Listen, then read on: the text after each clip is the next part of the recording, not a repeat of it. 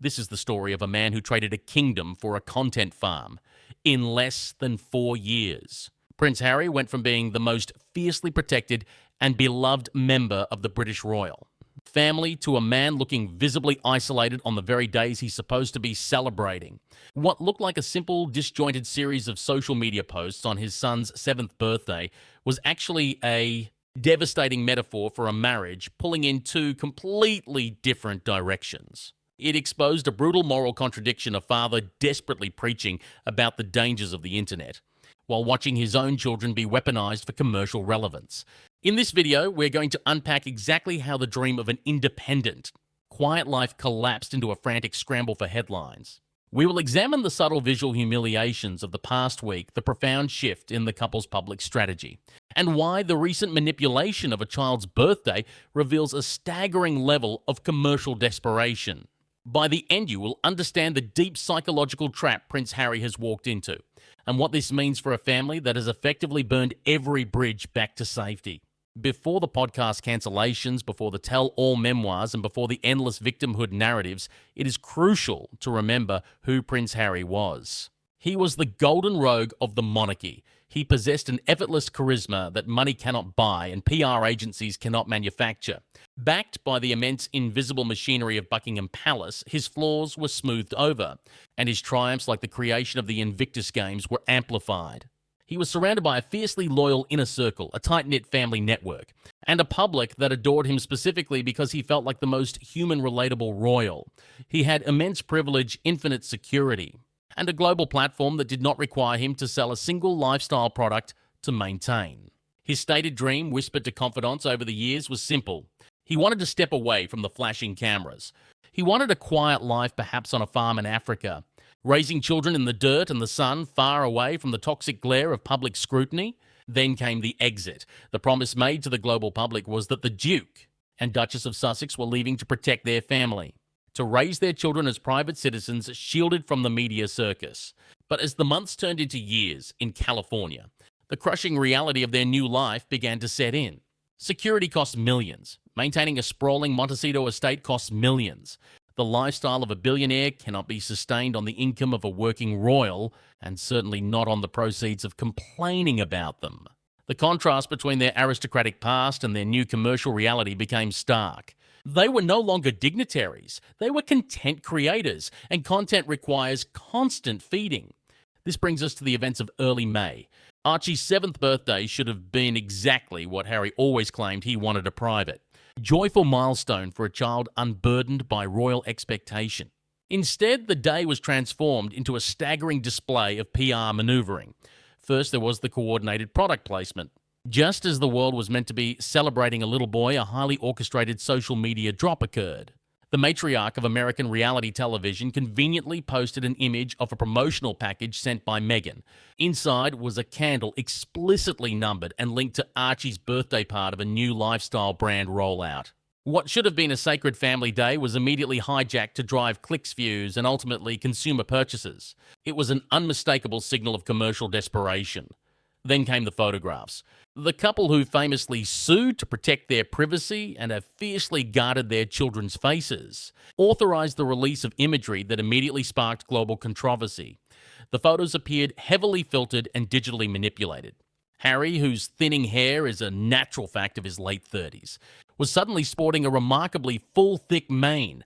Archie's appearance seemed inconsistent with previous glimpses. Rather than an authentic, loving portrait of a family, it felt like a highly curated artificial product shot. It was an unforced error that invited the exact kind of scrutiny and mockery they claimed to despise. But the most devastating moment of the week was not the candle, nor the photoshopped hair. It was the strategic article dropped in a major American celebrity magazine, a publication long known to be the preferred mouthpiece for the Sussexes PR camp. On the very day meant to celebrate his son, an exclusive piece was published quoting sources close to the couple. The article did not just praise Harry and Meghan's parenting. It explicitly framed their choices as an upgrade and a deliberate correction of the way Harry himself was raised. This was not a birthday celebration, it was a weaponized narrative. It was yet another unprovoked, calculated attack on King Charles and the institution of the monarchy. To use a child's birthday as a Trojan horse to settle family scores, And Project Moral Superiority is a profound ethical collapse. It revealed a couple that seemingly cannot celebrate their own present without aggressively attacking the past. The moral contradiction here is staggering. Only months prior, Prince Harry gave impassioned interviews warning about the toxic, predatory nature of social media. He spoke eloquently about the absolute necessity of protecting children from the digital machinery that seeks to exploit them. Yet on his own son's birthday, he stood by as his child was used as a commercial anchor for a lifestyle brand. His image manipulated for public consumption, and his milestone leveraged for a magazine hit piece. This is where the psychological truth of Prince Harry's current existence becomes undeniably clear. He is a man caught in a gilded trap of his own making. The subtle social media signals the disjointed campaigns. The desperate clinging to relevance paint a picture of a profound internal divide. Observers notice the silence. They notice the lack of organic joy. They notice that Harry, a man who once thrived in the chaotic warmth of crowds and family, now often looks tense-guarded and painfully out of place in the slick transactional world of Hollywood celebrity. What happened next shattered the illusion of their Californian paradise entirely. As the dust settled on the disastrous birthday PR campaign, high-level sources with ties to the palace began to leak a devastating reality. Behind the polished gates of Montecito, Harry is reportedly experiencing an intense, overwhelming wave of regret regarding his children, watching from across the ocean as his brother William's children George, Charlotte, and Louis grow up surrounded by a massive, fiercely protective family network, attending prestigious schools together and playing in the vast, secure grounds of the royal estates. The absolute isolation of his own children has finally hit home. Harry is reportedly agonizing over the fact that Archie and Lilibet have no cousins to play with, no meaningful relationship with their grandfather the king, and no connection to the heritage that defines them. The dream of a quiet private life has mutated into a lonely commercial exile. He traded the protective walls of a palace for the exposed, unforgiving arena of social media commerce. And as the tension inside the marriage reaches a critical breaking point over how to manage their only remaining asset, their children, Prince Harry is realizing that the true threat to his family's privacy isn't the British press at all. The threat is coming from inside his own house. The realization that you have locked yourself in a cage of your own design is a quiet, terrifying process. For Prince Harry, the fallout from the disastrous birthday rollout was not marked by explosive public arguments, but by a chilling, visible divergence in how he and his wife are navigating their shared exile. The united front, once their most potent weapon against the British press, has begun to fracture under the crushing weight of commercial desperation. What we are witnessing now is the profound psychological unraveling of a man who realizes that the very freedom he sacrificed his family to achieve requires a level of public exploitation he fundamentally despises. This internal rift becomes undeniable when you look at the subtle shifts in their physical and professional trajectories. Notice the growing physical distance. Observers and industry insiders have begun to note Harry's increasing solo outings. A sudden solitary 2.5-hour drive to a restaurant in Los Angeles just to have a few hours away from his own estate. A solo trip to a charity event. A solitary flight to London for an Invictus Games anniversary, while his wife remains in California reportedly to focus on her lifestyle brand. These are not just scheduling conflicts. These are the subtle, devastating signals of a man desperately trying to carve out a sliver of his old identity, an identity that did not require him to be a supporting character in a reality television narrative. The professional divergence is even more staggering. Prince Harry, despite his flaws, clearly still craves the respect and dignity of a global statesman. He wants to be recognized for his philanthropic work with veterans and his advocacy for mental health. He still views himself through the lens of a royal humanitarian. Meghan, on the other hand, is aggressively pivoting toward the influencer economy. She is sending out jars of jam and customized candles to reality television stars, hoping for an Instagram tag. This is the central, irreconcilable contradiction of their marriage. Harry wanted to build a fortress to keep the media out. Meghan wants to build a storefront to invite the consumers in. You cannot be a fiercely private humanitarian statesman while your wife is simultaneously using your royal titles to sell household goods on the internet. The friction between these two realities is unsustainable. Harry is finding out the hard way that when you leave the most prestigious institution on earth, you do not automatically become a global thought leader. If you are not careful, you become a high-end hawker of merchandise. And as this commercial desperation mounts, the psychological toll on Harry is compounded by the deafening silence from across the Atlantic. The retaliation from Buckingham Palace has been a masterclass in weaponized restraint. King Charles and Prince William have not launched a counter-PR campaign. They have not leaked vindictive stories or engaged in a war of words.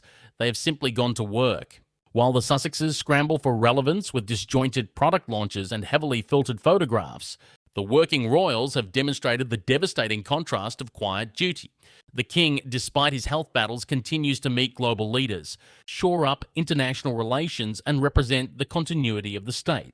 The Prince and Princess of Wales continue to present a unified, dignified front, releasing beautifully simple, unmanipulated photographs of their children that require no commercial tie-ins. The palace's refusal to engage is not just a PR strategy, it is a psychological weapon. By offering absolutely nothing for Harry and Meghan to push against, the palace has forced the Sussexes to exist in a vacuum, where their complaints echo back at them, sounding increasingly petty, bitter, and irrelevant.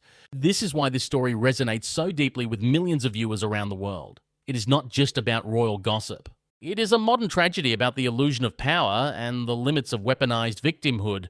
For a few short years, Harry and Meghan successfully convinced a large portion of the public that they were the sole victims of an oppressive, archaic system. But the public's patience for multimillionaires complaining about their privilege from a mansion in California has a strict expiration date. People are watching a man who was once universally beloved slowly fade into a deeply unhappy shadow.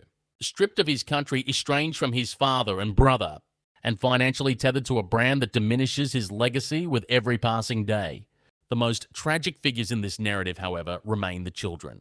Archie and Lilibet are being raised in an environment of total isolation, disconnected from the deep historical roots that give their titles meaning. Harry himself knows the immense value of the Windsor family network. He knows the protection it affords the cousins, the sprawling estates, the shared history.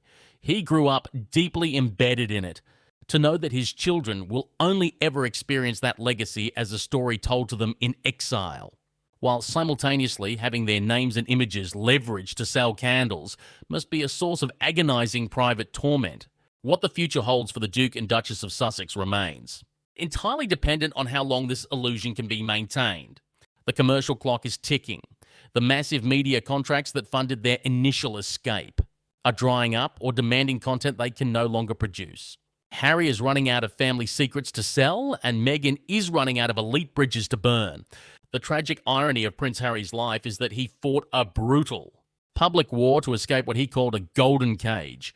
He blew up his family, his reputation, and his homeland, all in the name of finding a quiet, private freedom. But he did not escape the cage. He simply handed the keys to someone else, and the bars of his new prison are forged from the very media attention he once claimed to despise. If you found this analysis insightful, make sure to subscribe to the channel and turn on notifications so you never miss a deep dive into the real psychology behind the headlines. Leave a comment below and let us know what you think is the breaking point for this royal exile. Thank you for watching.